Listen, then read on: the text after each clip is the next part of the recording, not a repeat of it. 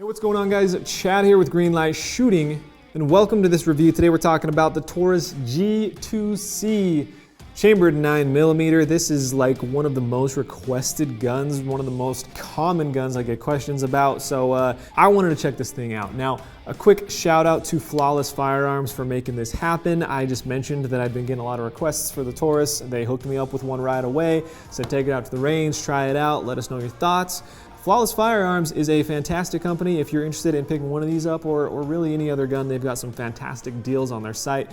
Their information is down in the video description below, so show them some love. Okay, into the Taurus G2C 9mm. This one specifically is in FDE. They do have a version with a stainless steel slide. That one's a little bit more. MSRP on these, by the way, I think you're at 330-ish for the stainless steel or 317 without the stainless steel slide.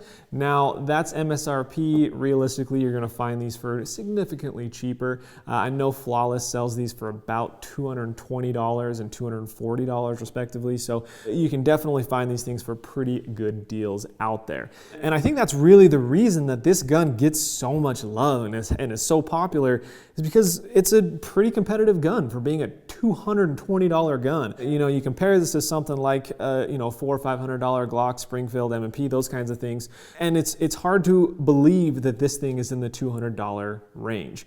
A couple things about this gun. First off, being chambered in 9mm, this thing has a double stack magazine, and it comes with two 12-round mags. So 12 rounds, that is pretty respectable for capacity. It is double stack, so it's gonna be a little bit wider. You can conceal this pretty easily, I think. And it does have a little extension on the bottom of that mag to get your pinky on, give you a good, nice, solid grip. The grip itself does have some points of stippling, which I think are a good amount. Again, me having sweaty hands, I wish the stippling would go all the way around the grip. It's not a big deal though. If you don't have sweaty hands, I think that this will be just fine. The magazine release is a little bit small right there. I don't know, I'm used to maybe bigger oversized ones. Something to get used to, not a big deal though. We do have a manual thumb safety here, so flip that up, we go on to safe. Flip it down for fire. The slide here does have some rear serrations as well as a loaded chamber indicator up here on top, which is a really nice feature. We do have a Picatinny rail up on front, which I'm excited to see, so you can throw on a light or a laser or whatever you want. As far as sights, we have adjustable rear sights and a fixed front sight, just 3 white dots. And this gun does take down just like a Glock. So take out that magazine, obviously make sure we're clear, take some pressure off of that slide, and then you've got a takedown lever on each side of the frame. Push those down, pull the trigger, and there we go. So take out the spring and the barrel. You're fully field stripped and ready to go. Super simple maintenance. Last but not least, let's talk about this trigger. This trigger is, it's interesting, to say the least. So I got the chance to take this thing out to the range, run a couple mags through it, get a feel for it, and that trigger threw me for a freaking loop, guys. It's really, really weird. So you've got this, you've got this little safety trigger on the front there. It's weird to get used to. You have to really, really make sure your finger's on the front of the trigger and you're pulling straight back. If you have a little bit of pressure one way or the other, like I tend to push my guns left and low. But because of that, the trigger has almost a stop. So maybe if I show it this way, I'm gonna put a little bit of side pressure this way as I pull this trigger back, and you can see it stops. Like there's a very clear wall right there. And I kept thinking that it was gonna fire, and then it didn't fire, and it kept going back from there. And then here's the wall way back here, and then it finally breaks. So and then the reset is right there. You can hear it, you can feel it relatively easily, and then break again. But my point is, if you're not pulling straight back on that trigger, it's got like this weird little hitch right there that you run into.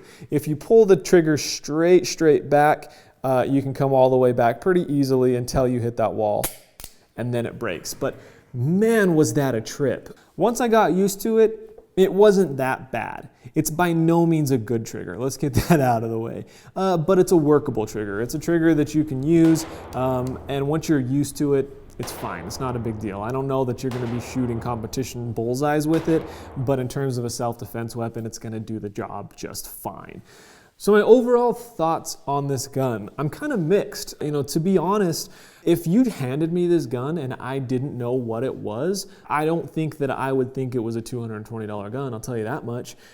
It does feel like a little bit lower quality, I don't know, maybe a little bit of a budget gun, whatever, but certainly not a $220 gun. I would not expect that. The thing comes with two 12-round mags. It's got all the features you would expect of any other gun in its class. It shoots fine. The trigger is ridiculous until you get used to it. But once you're used to it, it's fine, That being said, for the price, if you really, really want a concealed carry style gun, but you're just really restricted by your budget, I think this is a totally fine option. I'm not gonna say it's the best option, but I'm also not gonna say it's the worst. I think for the $220, it feels like a solid gun. It feels like it's going to be reliable. It feels like it's going to go bang when you pull the trigger. It doesn't feel like it's going to fall apart on you. It's easy to clean and maintain. It's got all the functions you would expect out of a good high-class firearm. I think as you grow and as you progress as a shooter, there are things about this gun that will make you want to upgrade eventually, as your budget allows or whatever. But that being said, as an entry-level gun or just a gun for the extremely budget conscious who just wants a concealed carry gun or who wants a home defense gun or something like that, it's a really good option, man. In the sub $250 category, I would have never given anything a second glance. But this thing has definitely opened my eyes.